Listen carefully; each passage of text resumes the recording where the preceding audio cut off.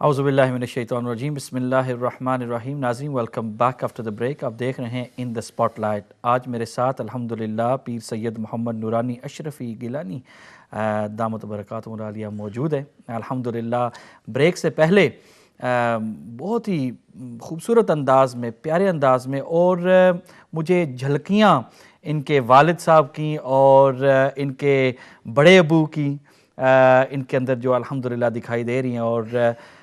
انشاءاللہ العزیز ہم ان سے بہت ساری امیدیں ہماری ان سے لگی ہوئی ہیں کہ یہ آگے جو الحمدللہ اپنے خانوادہ کا جو کام ہے انشاءاللہ بڑے احسن طریقے سے انشاءاللہ اس کو آگے بڑھائیں گے۔ حضرت بریک سے پہلے ہم غازی ملت پیر سید ہاشمی میاں صاحب کے متعلق بات کر رہے، آپ کے والد صاحب کے متعلق بات کر رہے تھے، تو مجھے بتائیں کہ آپ کی پرسنالٹی ایک تو ہے کہ ہم نے غازی ملت کو دیکھا سٹیج پر وہ تبلیغ کرتے ہوئے لاکھوں کروڑوں لوگوں کے، اور میں یہ بات اس طرح کوئی اگر ہمارے یو کے یا یورپ کے جو دیکھنے والے ہیں وہ سمجھے کہ بھائی بہت بڑی بات کر گیا ہے، انڈیا کے اندر ایسا ہی ہوتا ہے کہ ایک میدان ہوتا ہے اور وہاں پر جہاں تک نظر جاتی ہے وہاں تک آپ دیکھتے ہیں کہ لوگ الحمدللہ دنیا جو ہے وہ آپ کو سننے کے لیے آئی ہے۔ تو اس طرح ہوتا ہے کہ یو کے اندر تو نہیں ہے نا، جو جگہ ہے وہ بڑی محدود ہے اور زیادہ لوگ وہاں پر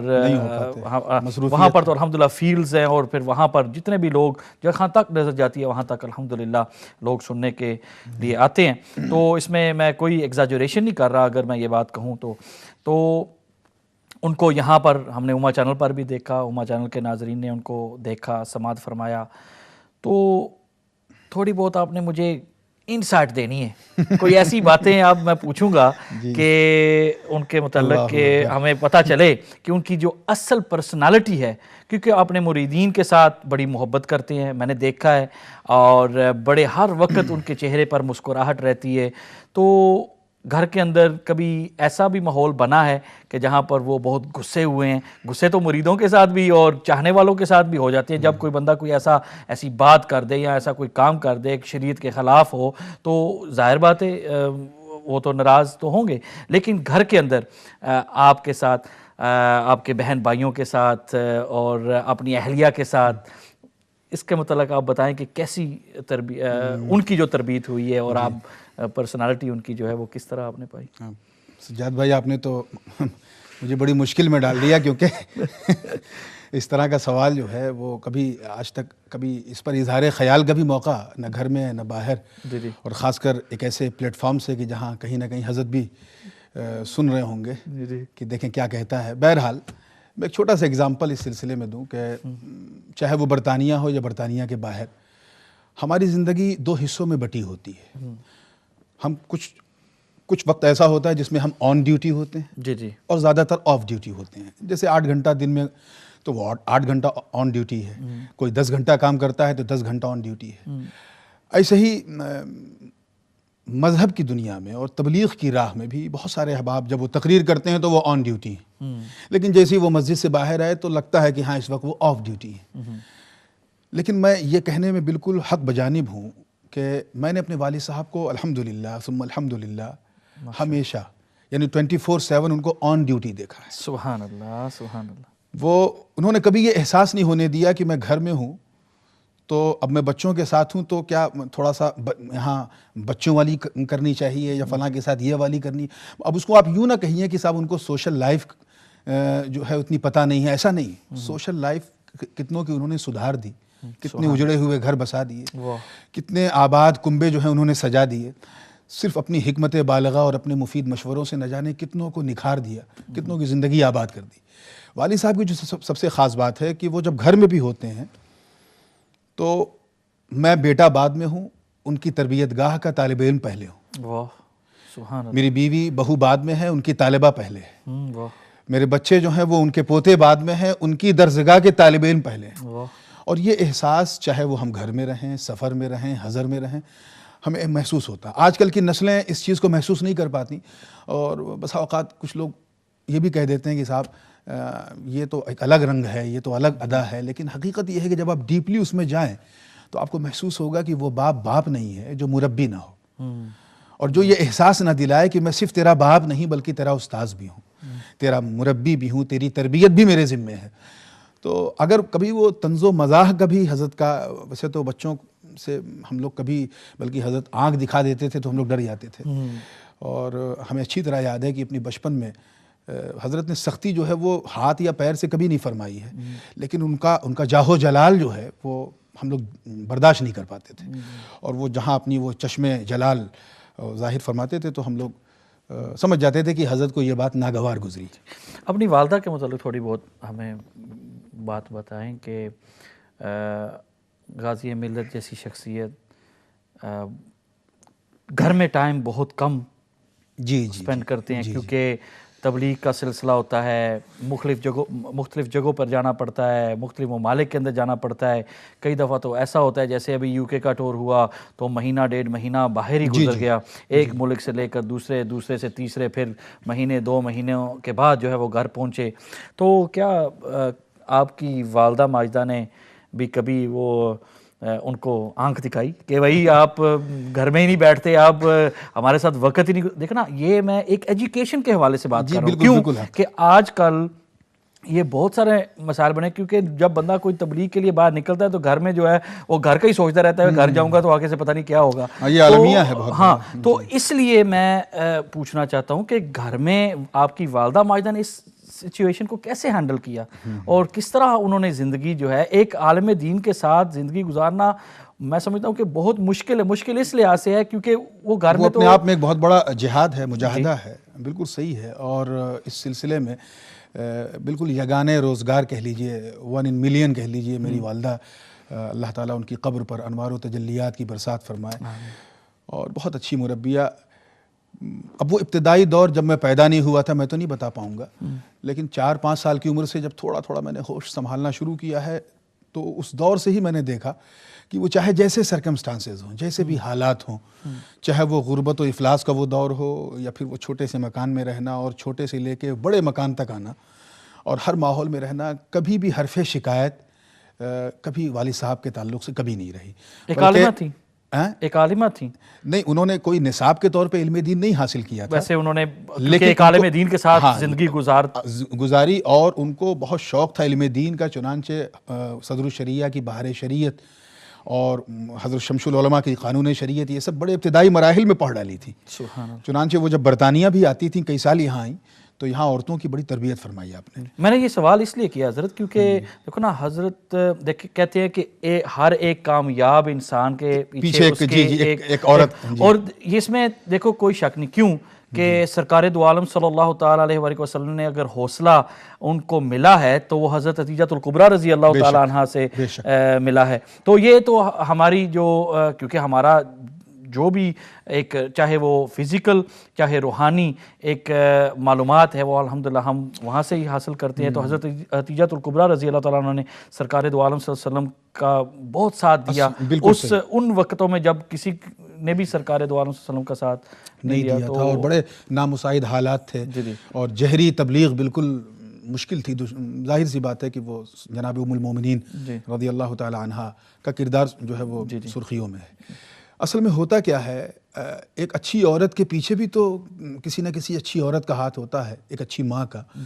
میں اس سلسلے میں اپنی نانی مرحومہ مخدومہ کو بہت کریڈٹ دوں گا، کیونکہ انہوں نے ایک ایسی اچھی تربیت عطا فرمائی کہ جس وقت میری والدہ پر نماز بھی فرض نہیں تھی، یعنی 5 سال 6 سال کی عمر تھی، تب سے آپ نے نماز پڑھنا شروع کیا۔ صاحب ترتیب خاتون تھیں، تقویٰ کمال کے درجے کا تھا،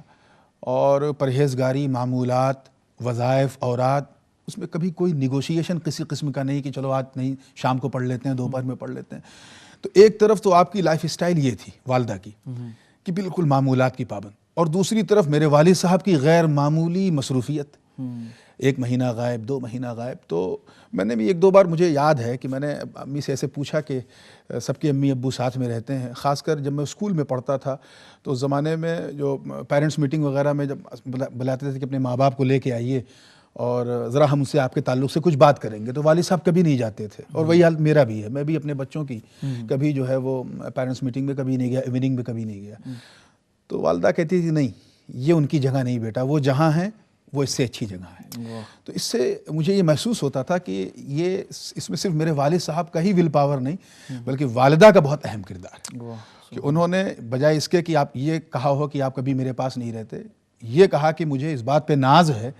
کہ میں ایک ایسے عالم دین کی زوجہ یا بیوی ہوں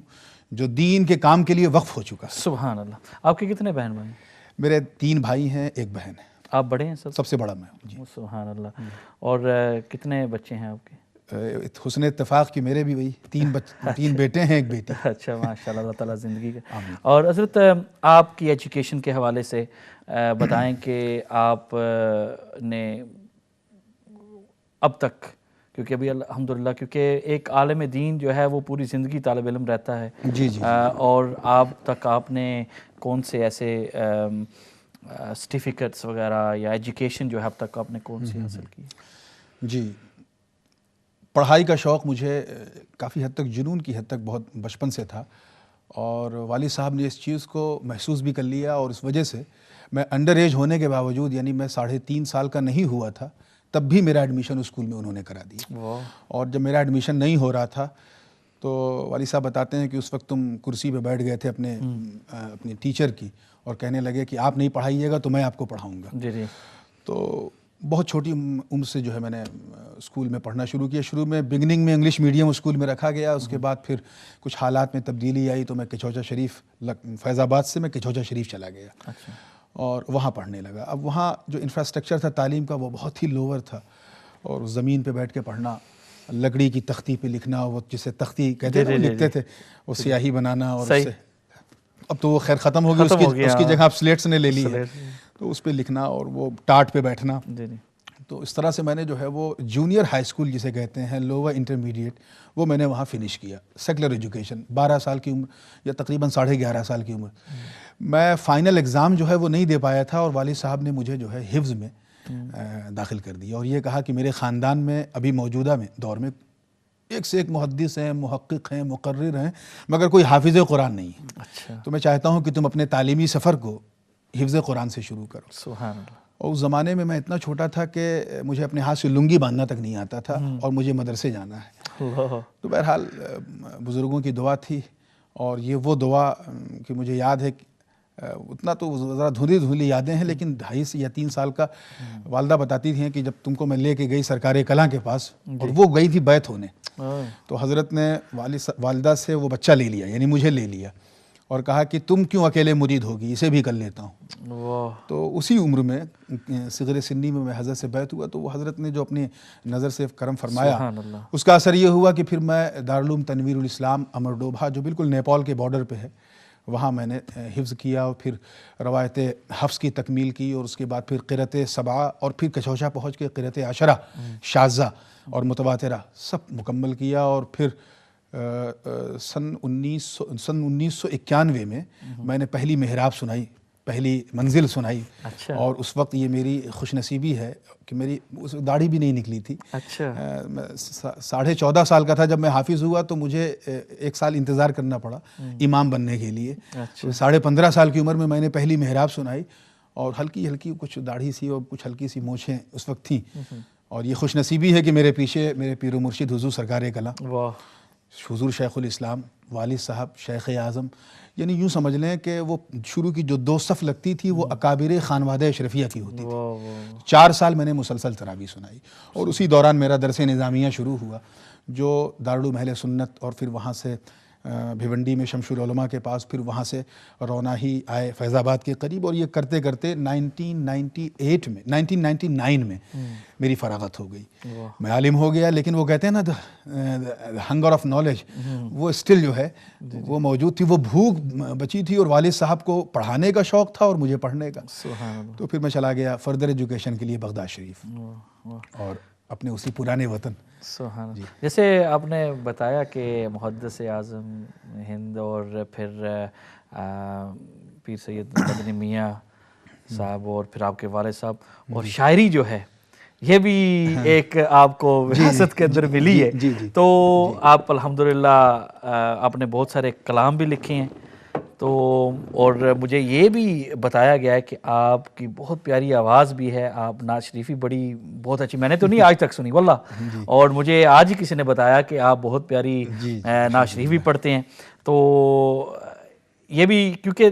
جو بھی سرکار سے لو لگائے بیٹھے ہے تو وہ چاہے اس کی آواز اچھی ہو یا نہ ہو,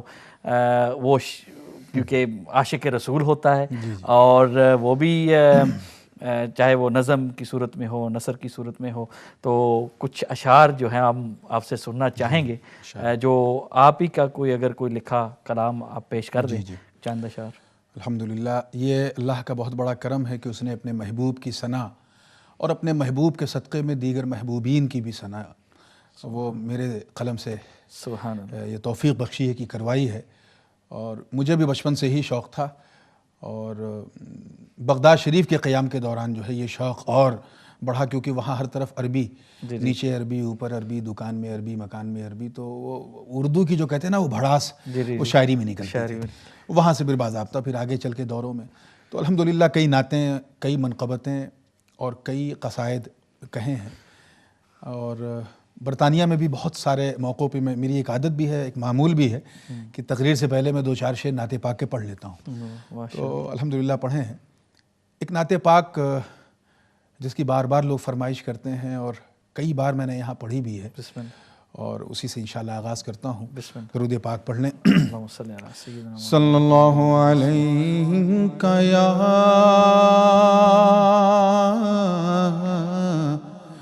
یا رسول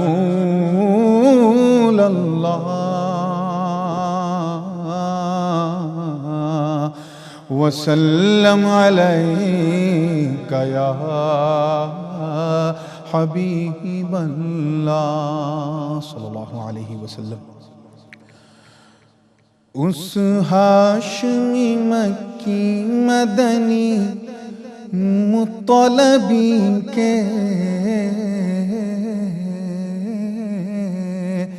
اس ہاشمی مکی مدنی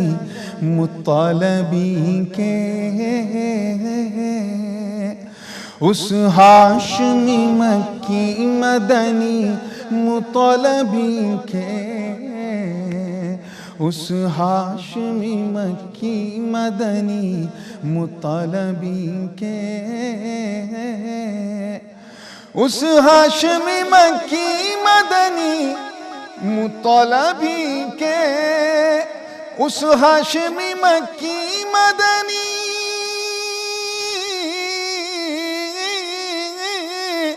اس ہاشمی مکی مدنی مطلبی کے طلبی کے چرچے ہیں دو عالم میں رسول عربی کے چرچے ہیں دو عالم میں رسول عربی کے اے علم تیرا تاج سجا ہیں بہت لوگ بہت لوگ بہت لوگ اے علم تیرا تاج سجا ہیں بہت لوگ اے علم تیرا تاج اے علم تیرا تاج سجا ہیں بہت لوگ بہت لوگ آ چوم لے قدموں کو تو امی لقبی کے آ چوم لے قدموں کو تو امی لقبی کے چرچے ہیں دو عالم میں رسول عربی کے چرچے ہیں دو عالم میں رسول عربی کے. اور یہ سرکار کی بارگاہ میں حاضری کے حوالے سے کس طرح وہاں حاضر ہوں, کیا طریقہ کار ہو, خاص توجہ اس پہ چاہوں گا آپ کی بھی اور ناظرین کی بھی. دیوانہ نہ بن ہوش میں آ ان کے حرم میں حرم میں حرم میں دیوانہ نہ بن ہوش میں آ ان کے حرم میں، دیوانہ نہ بن ہوش میں آ، دیوانہ نہ بن ہوش میں آ ان کے حرم میں، حرم میں امکان ہزاروں ہے وہاں بے ادبی کے، چرچے ہیں دو عالم میں رسول عربی کے، اس ہاشمی مکی مدنی مطلبی کے، چرچے ہیں دو عالم میں رسول عربی کے، عربی کے۔ اور یہ شعر دیکھیں، گرمی حشر کو ذہن میں رکھیں کہ کوثر جو پلائیں میرے سرکار بلا کر، بلا کر، بلا کر، کوثر جو پلائیں میرے سرکار بلا کر، کوثر جو پلائیں میرے، کوثر جو پلائیں میرے سرکار بلا کر، بلا کر، ارے پھر دیکھنا اعزاز میری تشنہ لبی کے، چرچے ہیں دو عالم میں رسول عربی کے، اس ہاشمی مکی مدنی مطلبی کے، چرچے ہیں دو عالم میں رسول عربی کے۔ اور وہ حدیث غدیر خم، یعنی زبان نبوت سے علی کی ولایت کا اعلان، من کنت مولا فعلی مولا، اس پر یہ بڑا انمول شعر ہے کہ من کنتو کے اس قول نے یہ راز بتایا،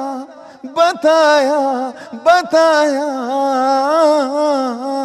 من کنتو کے اس قول نے یہ راز بتایا، من کنتو کے اس قول نے،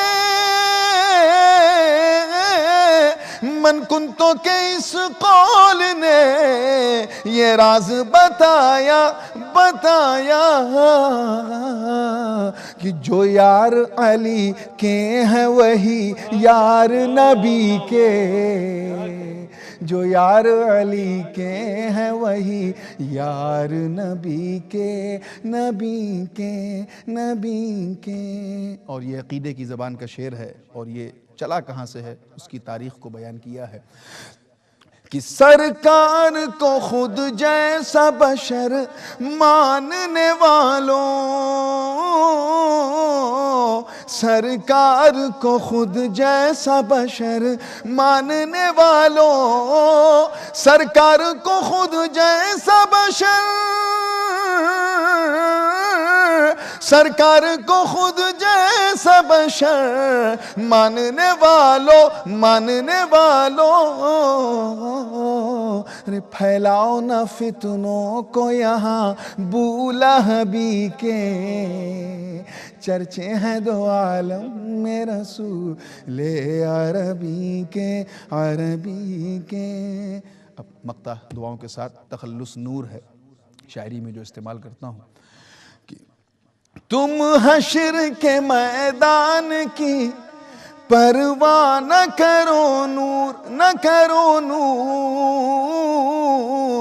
تم حشر کے میدان کی پرواہ نہ کرو نور، تم حشر کے میدان کی، تم حشر کے میدان کی پرواہ نہ کرو نور، نہ کرو نور، بیٹے ہو مقدر سے جو عالی نسبی کے، چرچے ہیں دو عالم میں رسول عربی کے، صلی اللہ علیہ وسلم۔ ماشاءاللہ، ماشاءاللہ۔ مکہ مکرمہ، مدینہ منورہ، جی، سب سے پہلے کب حاضری ہوئی وہاں، کس سن کے اندر؟ جی، یہ بہت ہی خوبصورت موقع میرے لیے تھا کہ جب میں علم دین سے فارغ ہو کر اور ہر چیز سے فارغ ہو کر بس یہی ایک فرض بہت اہم رکن جو باقی تھا، اس کی تکمیل میں نے اپنے والدین کے ساتھ سن 2004 میں کی۔ اچھا 2004 2004 میں اچھا میں اپنے والدین کے ساتھ سفر حج پہ گیا، سبحان اور الحمدللہ بڑا روحانی دورہ وہ تھا کہ مجھے اس وقت بہت خدمت کا موقع ملا اپنی والدہ کا، سبحان اللہ اور چاہے وہ مکہ مکرمہ ہو یا مدینہ منورہ ہو، منی، مزدلفہ، عرفات۔ تو وہ کہتے ہیں نا کہ من حج مع والدہ، ہائے ہائے تو اس واہ کی بات ہی الگ ہے کہ بے شک۔ جس حج کیا اور اپنی ماں کے ساتھ حج کیا، سبحان تو حج اکبر اس کا ہوا، تو یہ شرف الحمدللہ۔ سبحان اللہ، یہ بات بالکل آپ نے درست فرمائی۔ آپ نے 2004 میں نے 2006 میں اپنی والدہ ماجدہ کے ساتھ سبحان اللہ۔ حج کیا اور اپنے تایا ابو کے ساتھ۔ تو جب وہاں حاضری ہوئی مکہ مکرمہ کے اندر، تو کعبۃ اللہ آپ نے پہلی دفعہ دیکھا، جی، تو بیان فرمائیں کہ کیسا رہا؟ بڑی عجیب کیفیت تھی، اور دل میں بڑے ارمان سے ہوتے ہیں کہ جب کعبے پہ پہلی نظر پڑے تو یہ کہوں گا، کیونکہ اس وقت جو دعا ہے وہ بالکل باب اجابت سے ٹکراتی ہے، اللہ کا کرم جو ہے وہ بالکل ابر رحمت بن کر برستا ہے۔ میرے ساتھ بڑا عجیب تھا کہ میں جب جا رہا تھا تو پہلی بار تو میرے داہنی طرف میرے والد ماجد حضور غازی ملت دامت برکاتہم العالیہ تھے، اور کچھ احباب تھے، بائیں طرف میری والدہ تھی، اور مجھے وہ لمحہ یاد ہے الحمدللہ کہ میں دونوں کے بیچ میں تھا، واہ اور خانہ کعبہ کو میں نے اپنی نظر سے جب دیکھا تو اس وقت اس کی جو کیفیت ہے اور اس وقت جو کہا، تو وہ بڑی رقت اور بڑی ایموشنل ہو گئی تھی وہ، اور اس میں کوئی دو رائے نہیں کہ وہ ایسا لگتا ہے کہ جیسے زندگی کی معراج ہو گئی ہو۔ واہ واہ واہ۔ تو مدینہ منورہ کے لیے آپ روانہ ہوئے، جی، تو اس دور سفر جب مکہ مکرمہ اور مدینہ منورہ کے آپ درمیان تھے، تو مدینہ منورہ قریب آتا جا رہا تھا، ہاں، اور دل مکہ کی دور جاتا کیفیت، جا رہا تھا۔ ہاں، جی جی جی تو دل کی کیفیت وہ کیا بن رہی تھی، اور جب آپ مدینہ منورہ پہنچے تو کیا آپ نے، کیونکہ ایک عالم دین جو ہے، کیونکہ اس نے سیرت محمدی صلی اللہ علیہ وسلم پڑھی ہوتی ہے، اس نے حدیث مبارکہ پڑھی ہوتی ہیں، اس نے دین کا علم جو ہے وہ سیکھا ہوتا ہے، تو اس کے اندر جو جذبات ہیں، جو کیفیت ہے، وہ ایک جو ان پڑھ بندہ ہے اس سے بہت، کیونکہ اس کو اس جگہ کی اہمیت کا پتہ ہوتا ہے کہ یہ اس جگہ کی اہمیت کیا ہے، جو سگنیفیکنٹ ہے، اس کا سگنیفیکنس کا پتہ ہوتا ہے۔ تو کیا آپ کو فیل ہوا؟ یہ بڑی ملی جلی فیلنگز تھی، کیونکہ اس میں کوئی دو رائے نہیں کہ جب کوئی محب دیار محبوب پہ جاتا ہے تو کہتے ہیں نا، وہ اردو میں کہاوت مشہور ہے، پھولے نہ سمانا، تو وہ بیان سے باہر ہے، لیکن کہیں نہ کہیں جو ہجر کعبہ کی بھی جو ایک فیلنگ ہوتی ہے، جیسا آپ نے عرض فرمایا کہ مدینہ قریب آتا جا رہا تھا اور مکہ دور جاتا جا رہا تھا، اور شاید یہی وہ کیفیت تھی جس کی وجہ سے میں آدھے سفر تک بہت پس و پیش میں تھا۔ میں اپنا تجربہ بتاؤں کہ فجر سے پہلے ہمیں مدینہ منورہ پہنچنا تھا، اور یہ تھا کہ وہاں نماز پڑھیں گے، لیکن راستے میں وقت ہو گیا، اور تب تک جو ہے میں یہ سوچتا رہا کہ یہ وہ بارگاہ ہے مدینہ طیبہ جس کے بارے میں ادب گاہ ہیست زیر آسماں، از عرش نازک تر، نفس گم کردمی آیت جنید با یزید ایجاں، کہ زمین کے اوپر اور آسمان کے نیچے یہ وہ ادب گاہ ہے، the place of respect، اور ایسا کہ یہاں جنید بغدادی اور بایزید بستامی جیسے لوگ سانس روک کے حاضر ہوتے ہیں، تاکہ سانس کی آواز سے کانے لالے مصطفیٰ علیہ السلام کو کہیں تکلیف نہ ہو۔ تو وہ بھی، تو اس سے ایک خوف بھی پیدا ہوتا تھا، ایک ڈر بھی ہوتا تھا کہ خدا نہ خواستہ کوئی گستاخی نہ ہو، یہ بھی ایک احساس تھا۔ اور دوسرا یہ کہ ایک ایسی جگہ جا رہے ہیں جہاں انسان کے عشق کی معراج ہوتی ہے۔ میں یہ کہوں گا کعبے میں جو ہے وہ بندگی کی معراج ہے، اور مدینے میں بندگی اور عشق دونوں کی معراج ہے۔ عشق کی معراج یہ ہے کہ اپنے معشوق تک کو ہو جائے۔ تو میں بہت پس و پیش میں تھا، اور میں یہ سوچ رہا تھا کہ بڑے بڑے بزرگان دین نے اس سفر کے دوران شاعری کی ہے، اپنی عقیدتوں کا خراج جو ہے وہ صفحہ قرطاس پہ اتار کر کے بارگاہ رسالت میں پیش کیا۔ اعلیٰ حضرت فاضل بریلوی رحمۃ اللہ علیہ نے فرمایا، جیسا کہا، حاجیوں آؤ شہنشاہ کا روضہ دیکھو، کعبہ تو دیکھ چکے، کعبے کا کعبہ دیکھو۔ میرے دادا حضور محدث اعظم ہند جب جا رہے تھے تو فرمایا کہ حاجیوں آؤ چلو احمد مختار کے پاس، شافع روز جزا اپنے مددگار کے پاس، کیا کہنا۔ حج اگر حج ہے تو پھر تک ملے حج کے لیے، آؤ کعبے سے چلیں کعبے کی سرکار کے پاس۔ تو میں بھی سوچ رہا تھا کہ میں بھی کچھ لکھوں کچھ کہوں، مگر حقیقت یہ ہے کہ عقل اور زبان بالکل ایک دوسرے کا ساتھ نہیں دے رہے تھے، اور وہ جسے کہتے ہیں نا کہ کسی کو وہ چیز مل جائے جو اس کی امید کے اوپر ہو، تو وہ کیفیت تھی۔ آدھا سفر ختم ہو گیا، ایک جگہ پہ والد صاحب نے کہا کہ یہاں ایسا ہے کہ فجر پڑھ لیتے ہیں، ادا کی، اور وہاں ایک چھوٹی سی دکان تھی، اور روایت ہے کہ یہاں حضور جب وقت ہجرت یہاں قیام فرمائے تھے، اور وہاں پر آپ نے جو ہے وہ مچھلی کھائی تھی، تو وہ وہاں مچھی تو فش کھائی تھی، اور اسی انداز سے جس انداز سے اس زمانے میں پکی تھی، آج بھی وہ اہتمام جو وہاں بدو ہیں دکانوں کے مالکان وہ اسی انداز سے بناتے ہیں، تو اس سنت کریمہ پہ عمل ہوا۔ وہ مچھی کھانا تھا کہ جیسے خیال کے ساتھوں دروازے کھل گئے ہوں، اور فوراً بس پہ بیٹھنے سے پہلے وہ نعت کا مطلع آ گیا میرے ذہن میں، اور وہ میں مدینہ طیبہ کے چیک پوسٹ تک پہنچتے میں نے وہ نعت مکمل کر دی۔ وہ چلا ہوں جانب طیبہ، سفر ہے کتنا روحانی، درے مولا پہ جا کر میں کروں گا ان کی دربانی، اور کرم کے وہ امین جود و سخا کے تاجور وہ ہیں، اسی دربار میں بک بک کے مل جاتی ہے سلطانی، اور وہ محبوب و محب کے درمیاں گفتار محبوبی، وہ ایک راز مشیت ہے وہی ہے لوح قرآنی، اور یہ شوق دید ہے آقا کہ میں مدفن میں کب جاؤں،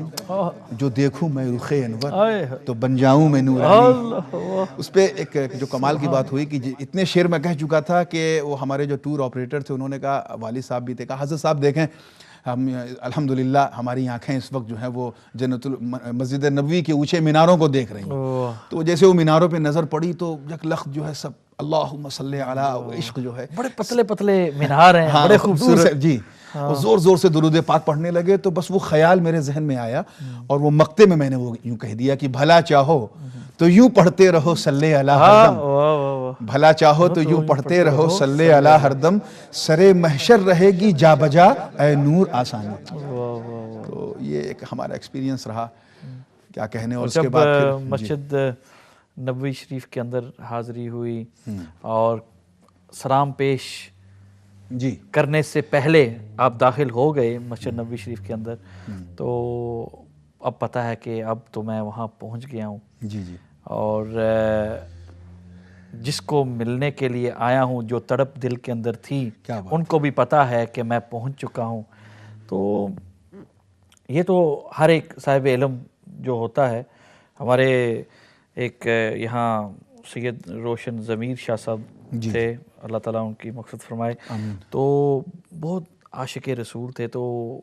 وہ جب وہاں مدینہ منورہ پہنچے تو وہ باہر ہی بیٹھ گئے، مسجد نبوی شریف کے باہر بیٹھ گئے، تو کسی نے ان کو آ کر کہا کہ حضرت اندر چلیں،